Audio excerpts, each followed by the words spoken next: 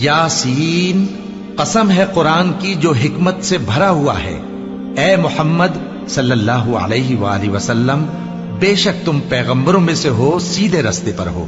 ये कुरान गालिब व मेहरबान का नाजिल किया हुआ है ताकि तुम उन लोगों को जिनके बाप दादा को खबरदार नहीं किया गया था खबरदार कर दो कि वो गफलत में पड़े हुए हैं। उनमें से अक्सर पर अल्लाह की बात पूरी हो चुकी है, सो वो ईमान नहीं लाएंगे। हमने उनकी गर्दनों में तौक डाल रखे हैं और वो ठोड़ियों तक फंसे हुए हैं, तो उनकी गर्दनें अकड़ी हुई हैं, और हमने उनके आगे भी दीवार बना दी और उनके पीछे भी, फिर उन पर पर्दा डाल दिया तो ये देख नहीं सकते।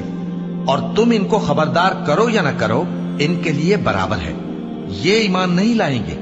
तुम तो सिर्फ उस शख्स को खबरदार कर सकते हो जो इस नसीहत यानी कुरान की पैरवी करे और रहमान से गायबाना डरे, सो उसको मगफिरत और बड़े सवाब की बिशारत सुना दो।